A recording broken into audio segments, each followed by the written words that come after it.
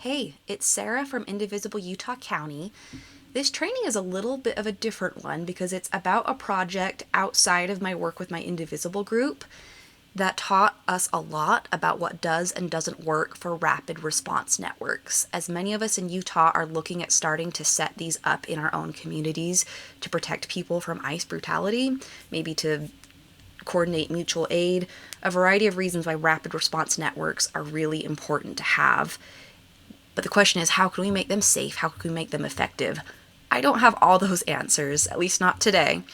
But what I do have is a little report back on a project I've been involved with that has taught us a lot about what does and does not work for RRNs. So, we always throw out this legal disclaimer. We really try our best to give good information through these presentations, but we're not lawyers, so please talk to an actual attorney if that's something that you need to do.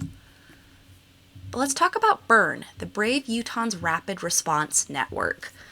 I'm guessing that most of you are familiar with Prop 4 and the years-long battle Utah has had for fair voting maps. I'm not going to give you I could spend an hour talking about what this is and why it matters. Short version. Utah's congressional voting maps have been approved for this coming election cycle with maps that actually give Utahns fair representation for the first time in far too long. It's a great thing. But there are people who are upset about that, who tried to launch a petition to undo Prop 4, the law against having gerrymandered voting maps. It sets out parameters that voting maps have to follow, as well as an independent commission. This law has been under attack from so many different angles over the years, and the latest tactic is trying to put it on the ballot this fall to have Utahns vote to repeal it. It was about mid-December that the signature gatherers hired by this group started showing up everywhere, in front of grocery stores, parking lots of various businesses, libraries, DMVs, every public space they were allowed to be in. You would see these signature gatherers with their clipboards, trying to get people to sign to have this repeal go on the ballot in the fall. Now, we don't like that. We want Prop 4 to stay, but the bigger issue for us was that many of the signature gatherers were lying to people, either intentionally lying and saying things that were not true about what the petition even was, everything from, it's going to build new animal shelters to it will create a 5th district in Utah. Those are nonsense. That's not true.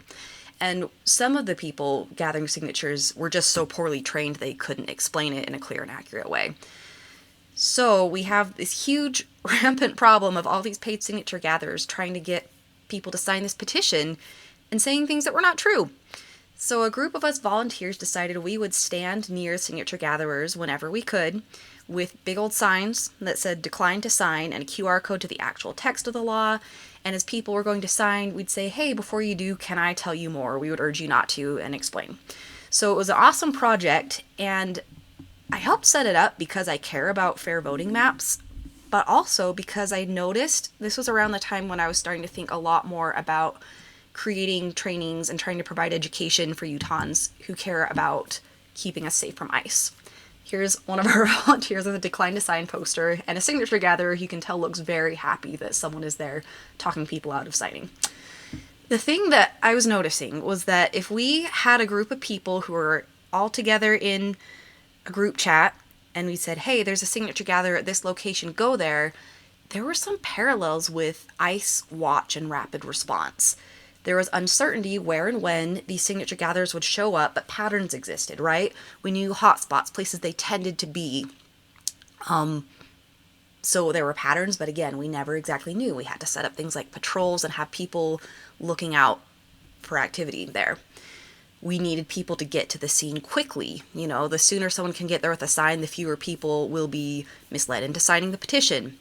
Courage to enter a stressful situation. And you may be rolling your eyes like, oh my gosh, standing there with a poster versus intervening or patrolling, taking part in some way to protect people from ICE, not even close. And you're right, but it is surprisingly scary to go insert yourself into what's often a confrontational situation.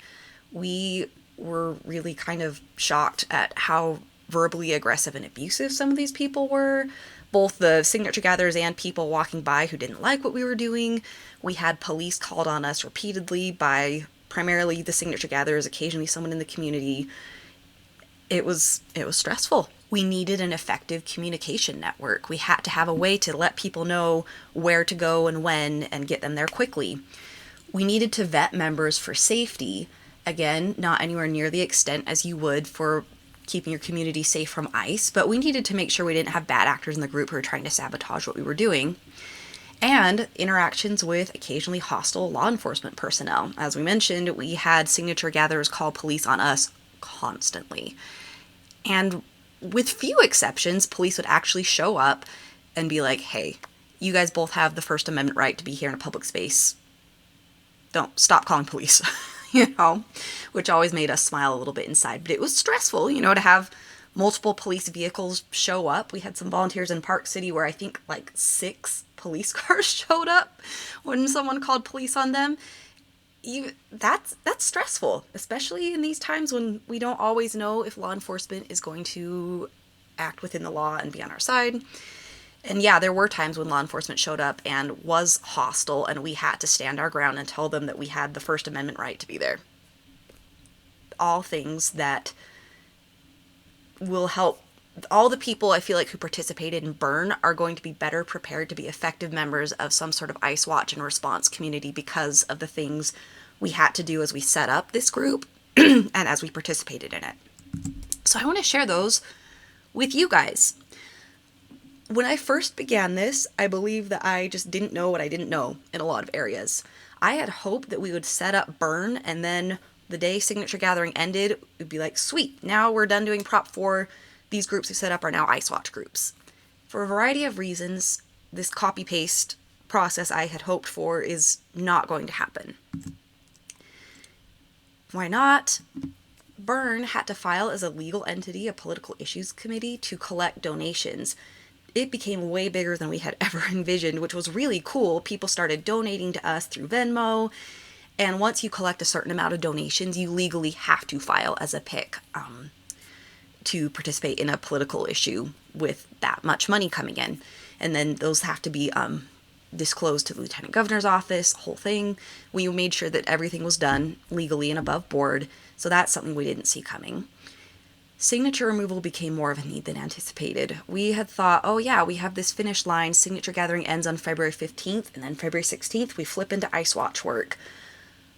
If you guys are following what's going on, it has been bonkers. There are lawsuits. There's a high possibility that people removing their signatures will be what keeps this petition off the ballot. BURRN is still working hard now on signature removal efforts, and we didn't think that was even going to be a thing we'd be doing. And urgency. Again, because signature removal and this whole thing is being dragged out longer than we'd expected, it seemed reasonable to be like, oh yeah, until mid-February, BURRN will do Prop 4, and then it will turn to ICE. Well, Prop 4 work is needed and needs to continue. We don't feel like we can wait on setting up ICE. And honestly, ICE has been here. This is not something anyone should have been waiting on, but we just felt that our initial thought of, oh, we'll do Prop 4, then we will do ICE, we have to be doing both at the same time. So for all those reasons, BURRN is going to continue being a Prop 4 protection group. But we really, really think that everyone who is in BURRN can benefit and go out to start setting up their own community groups. And hopefully we can share that with others. Even if you weren't in BURRN, you can learn with us. So our goal, offer what we learned in BURRN as a help to anyone starting their own community RRN. RRN is Rapid Response Network, particularly for ICE Watch.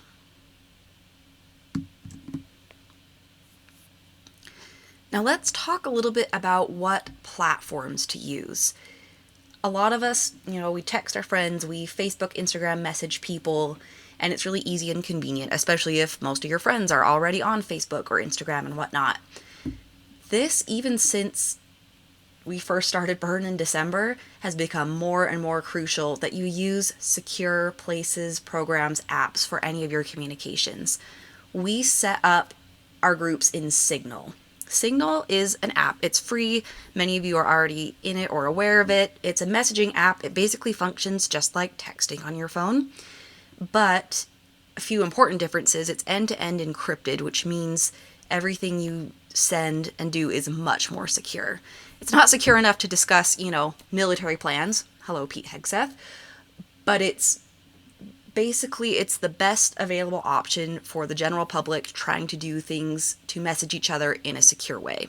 You can also go in and do extra things like setting your disappearing messages time to whatever length you feel most comfortable with, so that it's generally a pretty secure place to communicate. There's a lot of convenience in using things like Google Docs. We've had a lot of success within BURRN using like sign-up sheets for patrolling different areas and taking different time slots at different events that we've held. We have used Google, and in fact, we had a Google form that we had people initially sign up for BURRN. But we feel like if we could go do it again, we would have started with even more secure places. We would have been using things like Proton Mail and their additional different programs that can do documents and sign-up sheets and whatnot.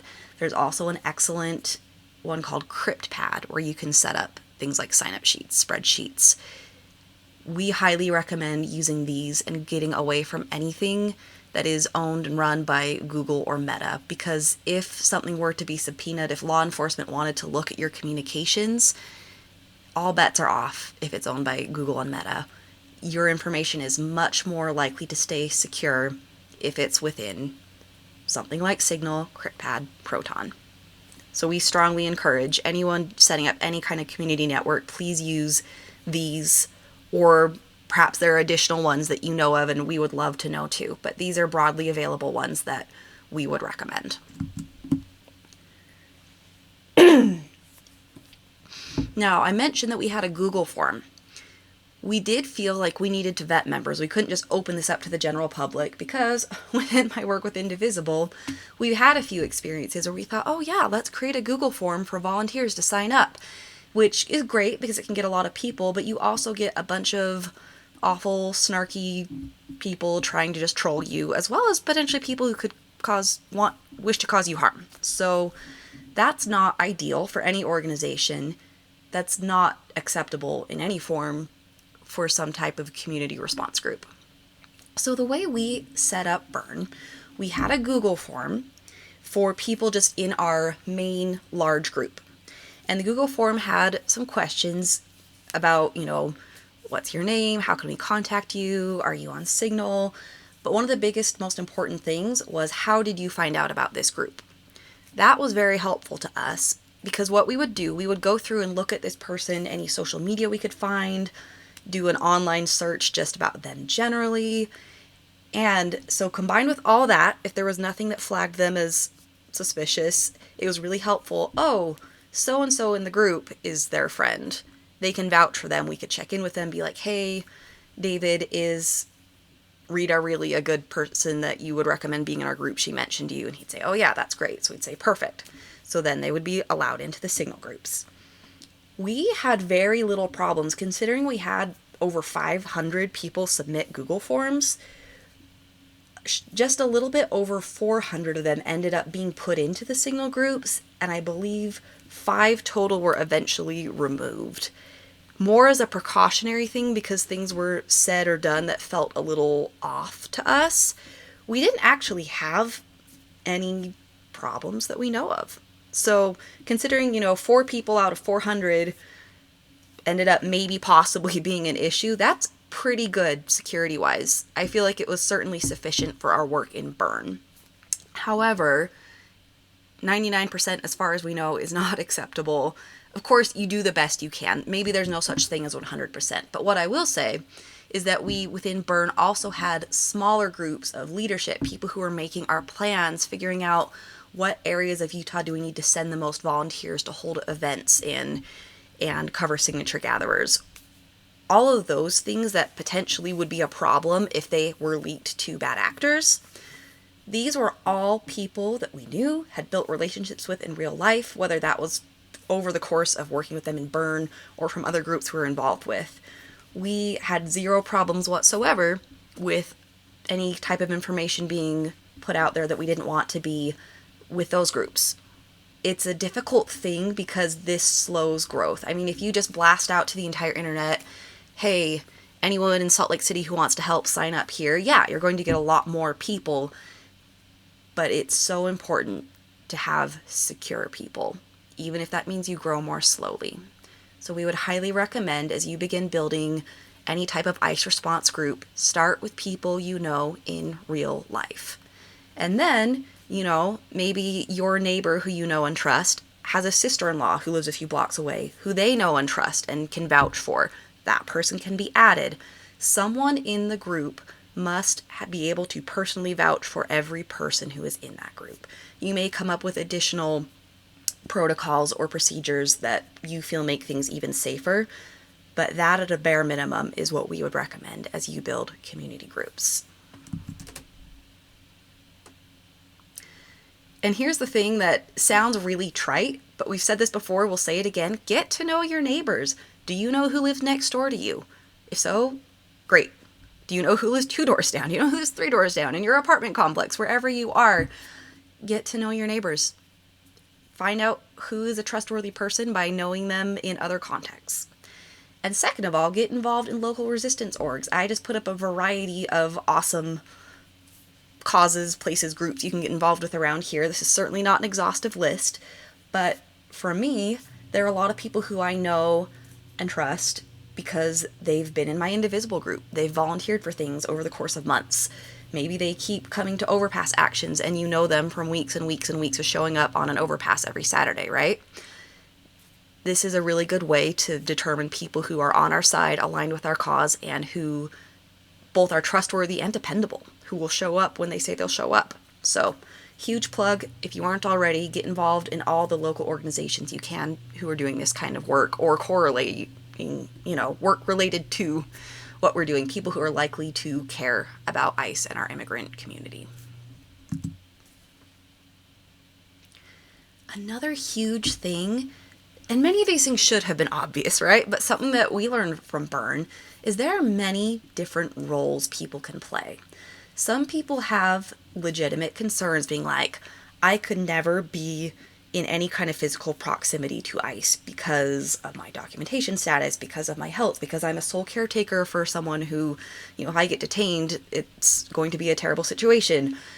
No judgment, no shade on anyone who can't be the person right up in ICE's face defending someone. It's incredible that there are people who are able to put their bodies on the line in that way, and we need them. But there are so many ways you can participate. In BURRN, our basic functions, we had people who were kind of like patrols who would scan areas regularly so that they could say, hey guys, someone is over at the rec center in Cottonwood Heights. Now, sometimes we had people who were comfortable to patrol and then hop out of their car with a decline to sign poster and stand wherever the signature gatherer was. Those people would be more of the boots on the ground responders. But we had some volunteers who, for whatever reason, could do a lot of patrolling. Maybe they had little kids in their car who they had to take along when they did this. But, if you have a 2-year-old who is asleep in your car seat, that's really difficult to pull them out and then stand for hours in the cold with a sign somewhere. So those people were incredibly valuable to us in letting us know where we needed to send our responders. People who did have the time and physical ability to stand there with a sign, talk with people, be in those kind of confrontational situations, right? So they were all incredibly valuable. We also had people doing tech support type roles from home.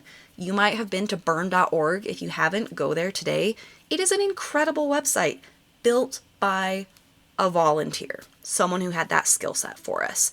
We had people who were running things like building sign-up sheets from home so that we could know where to plug people in for different events we had. So all this to say, don't count yourself out and be like, oh, I can't help if you physically can't go respond to something. There are so many different and needed roles. That will be the same for any type of ICE response group. There are going to need to be admins who help make decisions, people who are setting up patrols. Don't count yourself out if you don't have the physical ability to go respond. We need those people too, but we need everyone. Some things from BURRN that we think were really valuable was the way that we structured our signal groups. So here's a little screenshot of just a small portion of what BURRN was. So we had our different, the American Fort BURRN, the Pleasant Grove BURRN, the Lehigh BURRN, the Ogden BURRN. We ended up having cities as far north as Logan and down to St. George. It was incredible. But we also had some that were, Draper slash Sandy, Eagle Mountain slash Saratoga Springs. It depended on how many people we had who were able to respond and patrol in those areas. And some of them started out quite large. The Salt Lake City group ended up being subdivided into like 5. We had Mill Creek and West Valley and. So that could be a helpful model. The other thing, though, and a couple of things, excuse me. So we had what we would, in an ice watch scenario, you have people who are like patrollers, right? They're looking around, scanning areas where ice activity is likely to happen. Verifiers are people who are willing to respond if someone says, hey, something looks a little bit suspicious. Can you go check it out and confirm this? And then responders would be people who would actually go where confirmed ice activity is to document and assist in other ways. We kind of didn't have so much the verifier function in BURRN because it was pretty easy. There wasn't a lot to verify. Often these people, they're standing in front of businesses, they have a clipboard. A lot of them wore the hoodie that was distributed to them that was like black with a Utah and an elephant on it. And a lot of them made large posters that they would put up being like, get rid of Prop 4, sign here. So they were not hard to verify, right? But we had patrollers and then responders. Sometimes people were able to be both. Sometimes people were one or the other. We had them all within their city or area specific signal chat. But we had admins in multiple city groups because sometimes a person who was active and patrolling and doing things in the Lehigh group would have to go up to Salt Lake for work for something and see a signature gatherer. So they were not in a group with the Salt Lake people. They were somewhat siloed by these geographical areas, but they could ping an admin and say, hey, I see something that needs to be responded to in a group that's not my own. Admins could then go in, because they are in multiple groups, and drop it into the appropriate place. This was a really good setup and one we would recommend. However, it needs to be zoomed in. So on the previous slide, you saw that we had like Saratoga Springs and Eagle Mountain combined in a group. We had a group of about, 20 volunteers in there. Didn't end up being a super active area for signature gatherers, but when they did show up, someone would drop it in there. Someone was like, hey, I'm driving by, I got to get my kids to school, but I saw they're in front of TJ Maxx in Saratoga. And someone from the group would be like, cool, I can head over. And they would get over there in a reasonable amount of time. It was a good system. But having, 20 to 30 people between those two cities, or even like 50 people in Ogden, is nowhere near enough people and in a small enough geographical area to respond in the critical 5 to 7 minute response time that most ice watch and response groups recommend. So what we believe needs to happen for any type of community group you set up, it's not going to be a Logan group and an Ogden group or an Eagle Mountain group. It's going to be a bunch of small neighborhoods. It would be awesome if it could even be like street by street, depending on the geography of where you live. But, for example, City of Eagle Mountain has a couple of smaller kind of like neighborhoods or regions, Arrival, Overland, City Center, and so on. Breaking down your city into smaller units like this is ideal. Of course, within each of these, you do need to build up to enough people that it's really hard if there are only 2 people who could potentially respond to anything in the Cedar Pass Ranch area. Maybe you do need to combine with Pony Express for a while until you can build up enough volunteers to split those down. But the ideal is that you need to have really small, hyper-local groups. Again, made up of people who someone within the group knows and trusts. That makes it more challenging. But to have groups that are small and ultra-secure. BURRN groups were pretty secure and kind of big. So same structure, but zoomed way in is what we would recommend. A huge thing we learned, clear expectations for communication. If someone saw a signature gatherer, if you just drop in the chat and go, oh, they're by TJ Maxx. Well, okay, the one in Orem, the one in Saratoga Springs, the one in Logan, the one in Brickyard, you gotta give us more, right? We had to say, look, is this happening right now, or you saw on Reddit 3 hours ago? Let us know, is this a current alert? Give us a location in front of the TJ Maxx in Orem, or a street address, something that people are not going to have any trouble identifying what that is. And we had to remind people, hey, make it clear if you just say signature gather in front of TJ Maxx in Orem, then also say, can anyone come by, or, and I'm going over. We had to have those very clear expectations so things could happen quickly without a bunch of back and forth and questions, right? In an ICE response group, you would need to have this full salute. Hopefully you guys are familiar with this acronym. It's very important that you give enough information that is specific enough so that people know, A, that it's a legitimate instance of ICE activity, and B, exactly what is happening where, so people can make decisions accordingly in terms of how they respond and people who need to stay away from the area. So the clear communication expectations, so important. And also to have clear rules from day one. We had kind of this big thing where we had to make a huge change in our communication expectations and the way our groups were structured partway through BURRN. It worked and it was fine, but it was definitely a bit of an adjustment for everyone. People kept kind of forgetting, oh yeah, this is how we do it now. And some people are really frustrated, understandably so, that we started out saying, oh yeah, talk about this in this group, and then started saying, oh, you can't talk about this in this group anymore. As much as you can, set up clear rules from day one. We understand that sometimes you have to pivot and adjust things. That's just the nature of life, but as much as you can, setting up clear expectations. So some things that we ended up doing that could be helpful as you structure RRNs in your area. Having like an alerts only channel.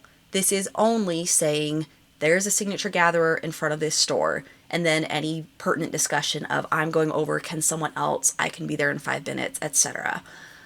We found that people really liked talking to each other, which was actually kind of an unexpected cool thing, was just like the community. Like we became really good friends with each other. A lot of us within our smaller BURRN groups who were working with each other a lot, texting with each other a lot, sharing our traumatic, weird experiences out there doing this work with each other.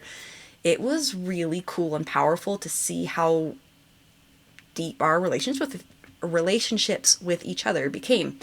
However, if you're trying to sort through 700 messages after you've set your phone down for 2 hours, trying to determine where alerts are happening, it was chaos. And we found for our purposes, instead of just saying, you guys can't talk to each other, no being friends, that's kind of sad, right? We created separate chats, both a large one and ones for each region, being like, hey, here's a casual chat, go laugh about whatever funny thing happened out there today, or just various political topics or the protests you guys want to go to and maybe make plans to attend together. Yeah, have a space for that, but you have to have a clear channel for alerts, specific discussion on the topic of your community response group. We also ended up finding it was useful to have a separate signal group that everyone was in that was specifically for like evidence and documenting. In our case, it was people who filmed signature gatherers saying things that were not true to people or not following the rules that they had to by law to gather these signatures and have them be counted as valid. Obviously, with ICE response, this would be things like when you actually see ICE activity, it's really important that you have all this documentation and that it's easy to get to and find if it needs to be referred to later or even given for any type of legal case, right? Having it in its own place, separate from all the other conversation, is extremely important. Of course, we would hope that you would then back it up to, some sort of secure device other than just existing on your phone. But that was helpful for us to have a separate evidence channel, alerts only, and a casual chat group.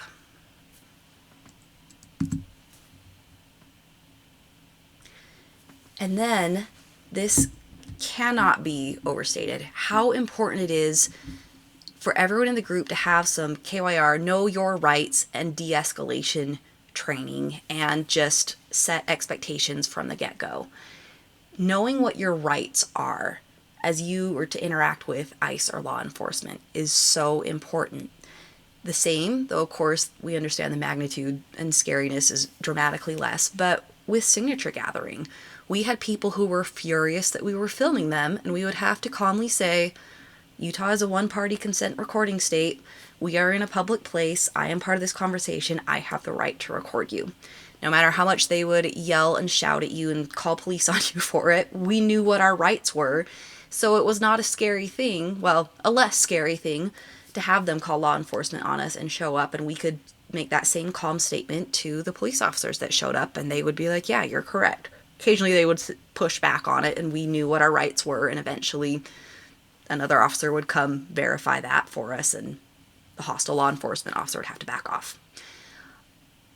So knowing what your rights are in terms of what you can and cannot do. We have some training regarding this in our Don't Freeze Act training. There's also a lot of fantastic Know Your Rights content out there put out by the ACLU, other groups, both in terms of knowing your rights if you are a person worried about being targeted by ICE, as well as knowing your rights if you are an ally, someone assisting, someone responding on the scene, or monitoring in any way, because that is legal to do.